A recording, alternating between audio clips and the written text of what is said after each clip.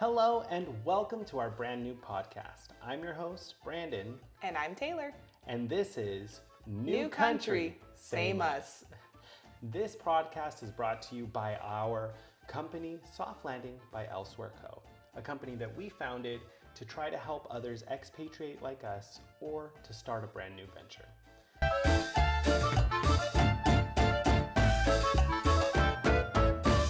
Let's jump right into it, Taylor. Yes. I think that this is a format that we can use to kind of let our audience know who we are, what we do, where we come from, and all that jazz.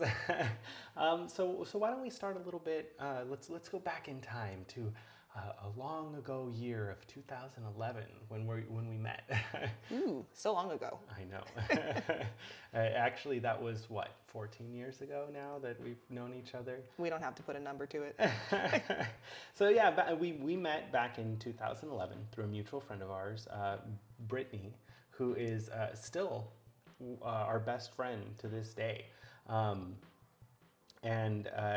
We met because we were going to a class that Brittany was trying to introduce me to, and we ran into Taylor along the way, and it's history since. Oh yeah, if you ask me, definitely smitten at first sight.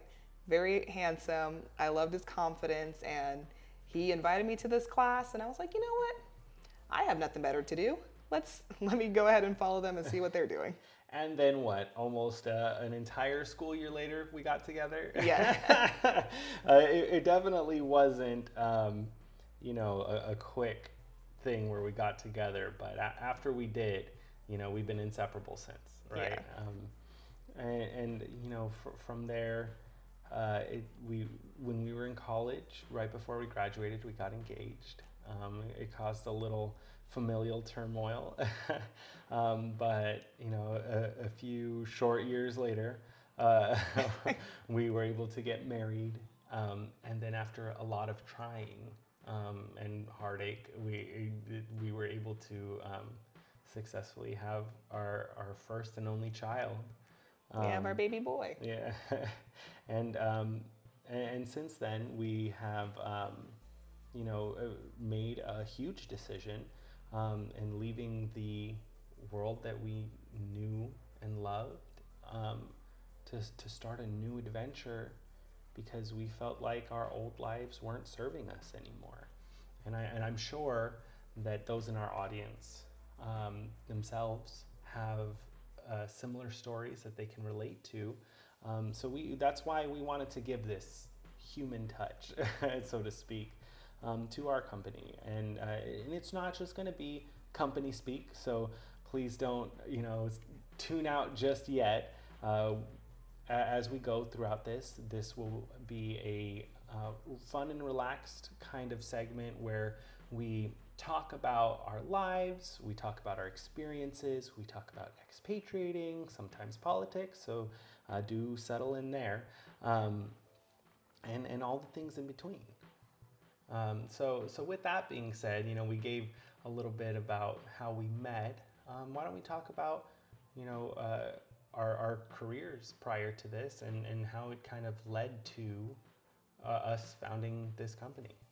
Yeah. I'll go ahead and start. So I have experience in administration, kind of starting that off when I was younger, as well as experience in the food industry, experience in supervising, managing a team, both in the coffee industry as well as the rental car industry. Yeah. Kind of rose through the ranks there, kind of foot to the fire, as well as having extensive experience in pharmaceutical sales. Yeah, and my resume is a little bit longer, but it's just because, I don't think I was able to fully commit to anything. No, I kid. I took every opportunity that was afforded to me. And I've been working since I was 12. And that was a little bit less formal. I was doing landscaping, childcare, along with sanitation services. That was, that was a formal company, but it was under the table. And then from there, I did do a little bit more formalized work as a certified nursing assistant. Um, and I then went into managing and helping to launch a whole new division in a food service operation, expanding from one satellite to 10 with rotating vendors from outside the company itself. Then to go on to managing the internet department of a small car dealership, as well as wearing a lot of hats there, including IT and marketing and things like that. And from there, I went to business relationships with a rental company as well, the same one, where I was on a different division. So I was working with companies trying to help them grow their fleets and giving them a solution, as well as kind of helping them to manage their fleet, and the billing that goes with that. And then I went into business development with insurance, where I was able to wear a couple hats there too, doing some business development and underwriting.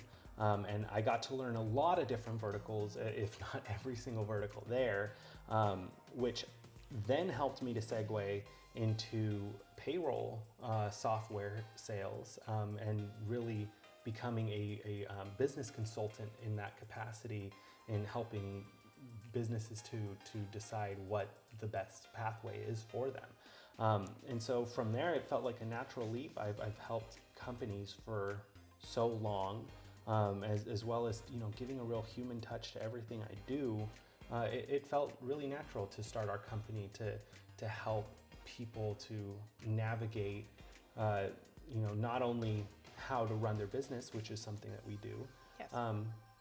but also having done the whole move experience ourselves and seeing how much goes into it that we personally felt unprepared for, but by the end of it we were industry experts, and being able to navigate that process and being able to help people and our clients to do so as well has really been a rewarding experience. Absolutely. It's definitely nice to be able to provide the guidance that we wish that we had going through this entire process. Yeah, and we'll definitely get into some of that in future episodes where, we kind of give you guys a little bit of an insight, but, we're going to keep it kind of surface level today. I did want to go into, why we left America. What made us make that choice? Because I know that's something a lot of our family members were asking, every single one of our friends. And to this day, I know that most people don't necessarily agree with our decision. And, that's a tough place to be, where, every conversation that you have is trying to encourage people to do the same when you see, the ship's on fire, and trying to usher people into the lifeboats, and they can't see it themselves. It can be hard, and I think that that's another reason why we want to help people. It's because we know that there's other people who don't necessarily want to leave the communities that they've started. They don't want to lose all the foundation that they've developed so far, but they're scared. And it's a frightening place to be right now. I think if you look at the politics that are happening, and even if you talk to, we've met a lot of expats out here, or expatriates, which expatriates are people who are no longer living in their home country. Right, so just for terms in case you've never heard that before, we've met quite a few, as well as different versions of that, where it's digital nomads or retirement nomads, and I mean almost every person that we've talked to has had that same oh shit moment. Yeah, it's definitely a lot of factors went into push us into why we moved and why we're here. But I think a big factor that both of us can agree on is we were feeling stuck and powerless, especially with the election, seeing how many things were changing, seeing the different demands from our jobs and the different responsibilities that we had. It just made it seem more and more that what can we do? And we had no power. Yeah, and it felt like our money that we worked so hard for didn't go far at all. I mean, month over month, our electricity and gas bill kept going up. We rented our place that we were living in, and it seemed like every opportunity that our landlord had to be able to raise the rent legally, she took it. Jumped on that. And then not to mention, groceries, the rising cost of childcare, Yes. and we couldn't work and have, our son, at the same time. We had no choice if we wanted to have money, but to bring in, to have childcare. Yeah, of course, there's, less expensive options, but, for us, there was peace of mind in having a good, safe place where he had been since he was 6 months old. Yes. And so it just felt like there was pressures from every corner of our world that we had to perform. And we wanted so badly to have this child that we felt like we weren't getting any time with. We during the week, we'd take him to daycare as soon as we could get up and out of the door. And then as soon as we got home, we made dinner. We, would unwind with him for maybe an hour and then get him ready for bed. And, that's no life to live where you're seeing your son maybe, 20, 30, 40 hours a week where you're actually spending time with him. It should be, where you get more time as off the clock than you are on the clock, because it's not like, hey, I clocked out, I'm done with work. You have to debrief with your partner about your day. You have to talk about the nonsense, or you traveling for your company, even if they, are paying you for it. That's taking time out of your personal life, and everybody wants more and more out of you without the pay reflecting that, right? Yes. And also, we were just exhausted. The average was 40 plus hours a week, having to travel for work, and then having a young toddler at the time, infant to toddler, and just he's full of energy, and you want to be able to connect and really see those formative years and see how his brain is growing and developing, but you just are exhausted. And then trying to connect as a partner is then also difficult, and trying to connect with friends, no one has time. Yeah, that was another thing, is that, having to schedule time, weeks or months in advance to hang out with our friends, and, having it where, spontaneity was very seldom. It just felt like, is this really how I want to spend the rest of my life? And then looking to the future, will I realistically be able to retire at a decent age? Or do I have to work well into my 70s? And that's not something that I was looking forward to. And then on top of that, when my son does go to school, will he be safe? And I didn't feel like that was gonna happen.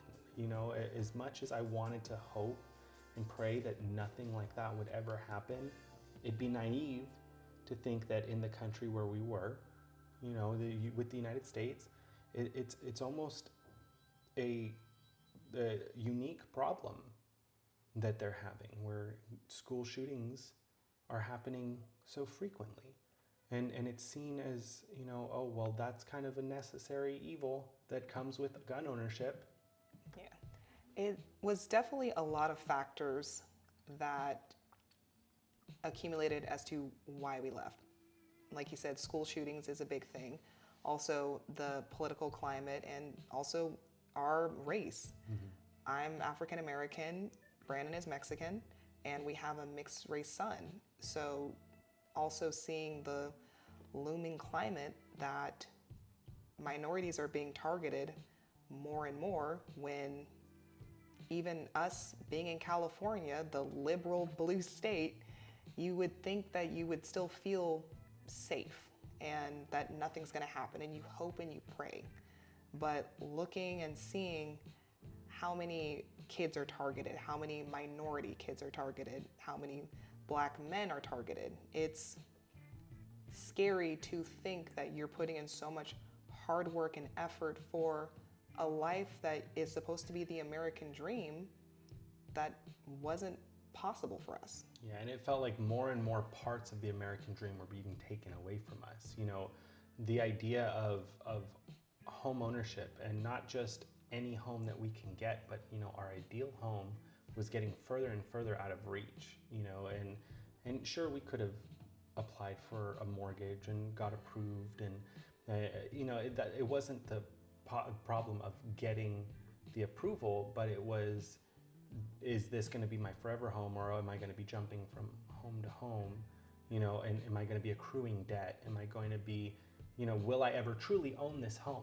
Yeah. You know, because there's always property taxes even after you've paid off your mortgage, and so many other factors that you never fully truly own your home. And that was something for us that, you know, talking to people who lived abroad, you know, that was a strange sentiment that you know, when you own your home, that you don't actually fully own it.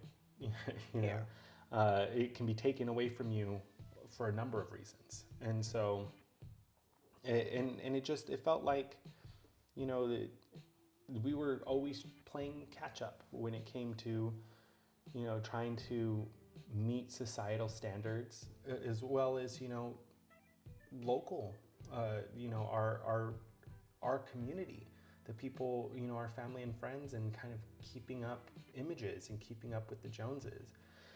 And you know, it was hard, and it was hard to make the decision to move. I think that's also a big factor. When you do move and you do expatriate, it's not a easy, okay, let's get a suitcase and jump on a plane and then buy everyone. Oh, and it can be for certain people, Yeah. right? If you have, you know, the ability to jump from country to country, and you don't have anything, you know, pets or, you know, a ton of belongings to be able to do so, you can easily get on a flight and be able to live, you know, like that. We've helped people navigate that as well. But you know, if you have other factors, you know, the moment that you start throwing in pets, you start throwing in, you know, children, you're married, you know, there's more and more things that kind of build up that you're not necessarily thinking about, and that's kind of why, you know, we wanted to help. Yes, but also a big factor as to why we wanted to help and start this company in the first place is because when we started having these conversations with family, friends, or even people online who do live in other countries, seeing what's possible, being able to see that the day-to-day norms that we think were just no big deal of, oh, you go to the doctor and you're waiting 2 hours to see the doctor and still have a $1,400 deductible that you have to pay before you actually see your insurance, and all these other crazy things that when we were able to talk to people in Europe and Spain, and they're just like, what are you talking about? That that's insane. Yeah, and there was a number of things that we never even thought to do, and we found different resources and guides that didn't fully paint a picture as to what everything would be, which is why I created that guide as well, you know, to be able to help people with their soft landing, to get from the emotional aspect all the way down to, you know, moving your car. Yes. It's pretty comprehensive. It's what, 90 pages, a little bit over. Yes. So, there's just so many things that go into it, and I think, one of the things that kind of we were a little bit unprepared for was, losing that community because we're in a 9-hour time difference here. And, we're still trying to navigate, you know, the relationship aspect of it, but, being able to have a community here has really made all the difference because, you do see a lot less of your friends and family as much as you want to keep that up. I know my sister and my mom have been absolutely wonderful in being able to keep up with us, and they're constantly reaching out and they want to talk to Xavi, and it makes it feel like they're still here.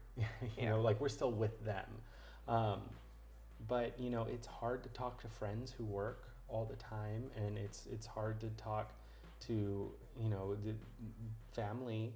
And I think that the expectation from a lot of people is that we do all the reaching out, but we're living our lives out here too, and so it is definitely hard to keep that. And I think that that's an individual basis, depending on how close you are with your friends and family is the work that you have to put in. But I think having an idea of that, being able to have a little bit of a North Star to know that these things are coming definitely helps, and I think that when it comes down to it, we've made the best decision for us. I mean, the pace of life is so much slower here. Yeah. It feels like, for example, we were both sick, last week? Yes. And I mean sick, like dogs. And, being able to see a doctor is pretty immediate, right? And being able to get a prescription, there's literally pharmacies lining the streets, and No one has asked for health insurance. yeah, and it's so cheap to get everything. I mean, cheap is a matter of perspective, right? But compared to the United States and what we had to pay out of pocket for anything, I mean, we're talking pennies on the dollar. And it's not just for people who are residents. This was before we applied for our residency. We had access to this. Yes. And we haven't even fully applied for the benefits here yet that we are entitled to as residents. Yeah. So, and I don't think we actually said it, we ended up settling in Albania. yeah, Albania. What out of all places? Why Albania? Why? Why would you say? So we looked at Albania. So one of the main things that was a factor for us is we wanted, with the way that the climate was moving, we wanted a location that would be safe, that was far from America, and something that would give us a good amount of time for our passport where we didn't have to navigate visas. And actually in Albania, they offer visa-free travel for 1 year. So and there's other countries that do so as well. Georgia is another one, and there's other countries that offer longer term for just 180 days as opposed to typical 90 days. Yeah. But we really wanted that soft landing. We wanted to be able to come out here, see if Europe was where we wanted to land firstly. And mind you, Albania is not a part of the EU. It is in Eastern Europe. It is a part of the Balkans. There is definitely a cultural difference that we've had to navigate, but overall the country itself is beautiful. The food and atmosphere is wonderful. we're definitely healthier.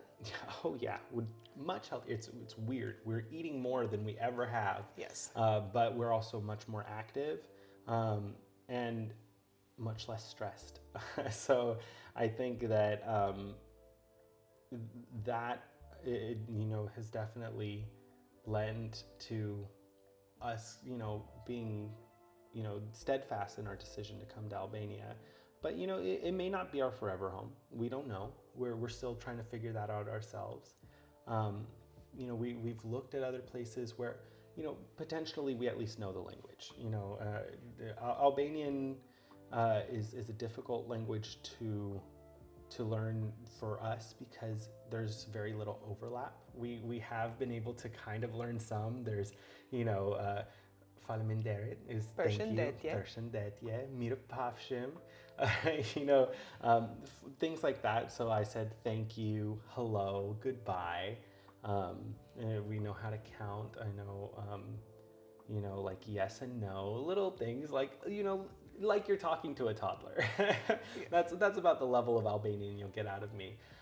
But I think, it's been easier to navigate, however, because most people here do know some English. And if not, there's someone nearby that does. They're also very patient when they do know that you don't speak Albanian and that you are an English speaker. They are very slow, very kind, and very forgiving, which is so nice. Yeah, they really do slow down for you, and especially if you don't know how to navigate the money, which at first was interesting.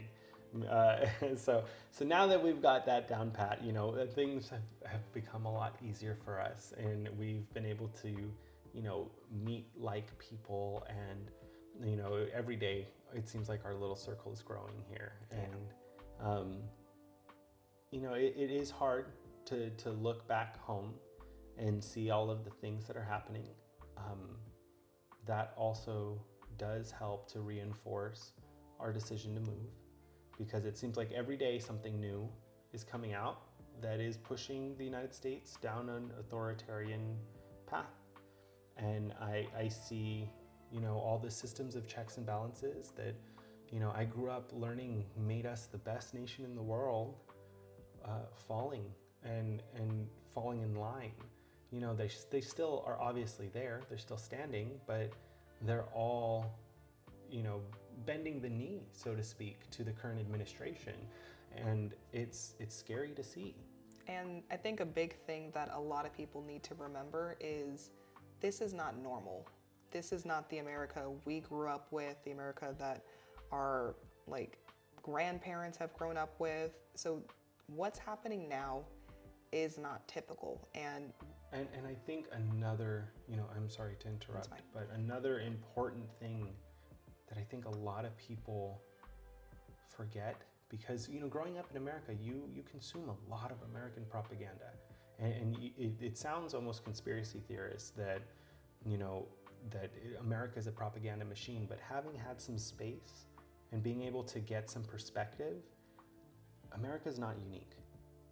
It is not a country that has things that have never existed before, and it's not so impregnable that it can't fall to an authoritarian regime. And if you really are paying attention, you'll see that they're utilizing the Nazi playbook. and I hate to say it that way, and I know,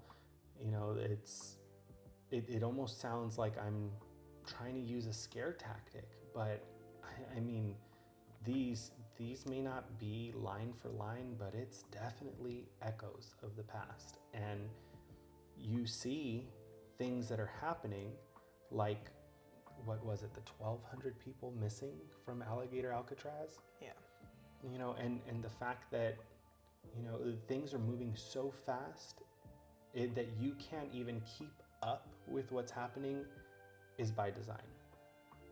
And so I think also a big factor in why we left and what we want to make sure that we're talking to people so that way they feel comfortable making the decision to leave as well is that it doesn't look like it's gonna get better. The continued way that the administration is stopping any form of progress. If you're trying to protest, you're seen as a terrorist and are forcibly removed.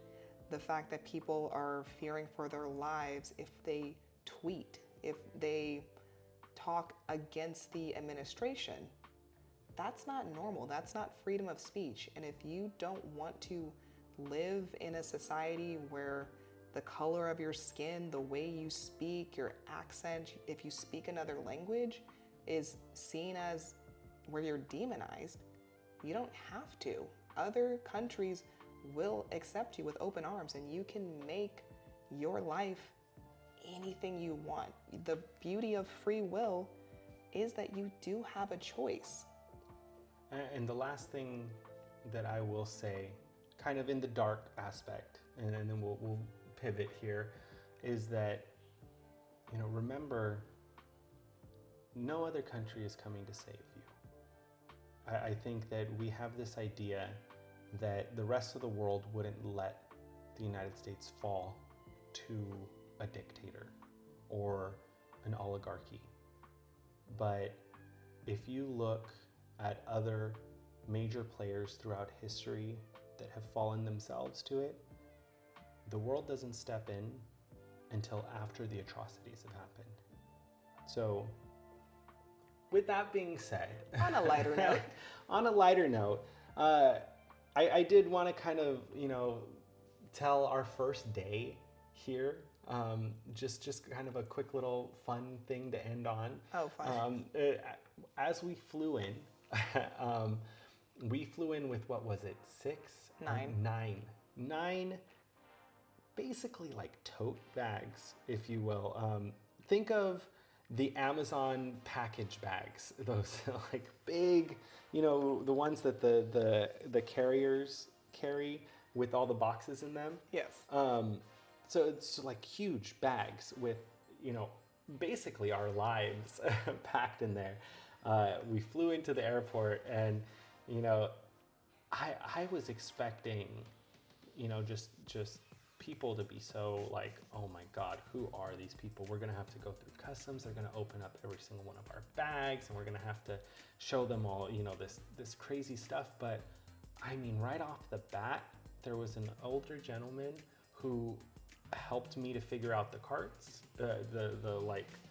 because we needed the right. Sweet. Yeah, he helped put the luggage carts. He helped me load up the luggage carts. We already had a taxi waiting for us. Well, but the taxi was kind of small, so there was no way we were fitting these enormous bags all in one taxi, right? So that's really true. Having to navigate the 9 giant bags that we packed, because it's our entire lives in all of that. I mean, you have to account for the multiple seasons, Xavi, all of his stuff, and having him there too, and his keeping an eye on him. Yeah, and his car seat thing that we brought. Yeah.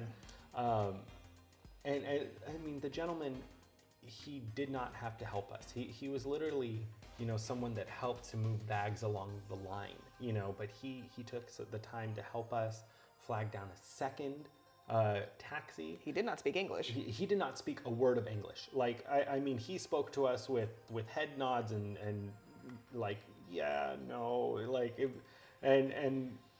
he also was refusing a tip afterwards. I mean, he was literally doing it just to be nice. We still tipped him. Yeah. And at first I was like, I don't know if we tipped him nothing or way too much. Yeah, we tipped him like 1,000 lek. And so that's the equivalent to, maybe $10. $12 after conversion.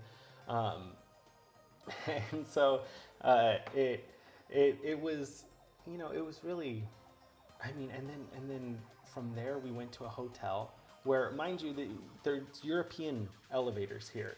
They're small. And a gentleman who worked at the restaurant of the hotel we were staying at, he wasn't a bellhop or anything like that.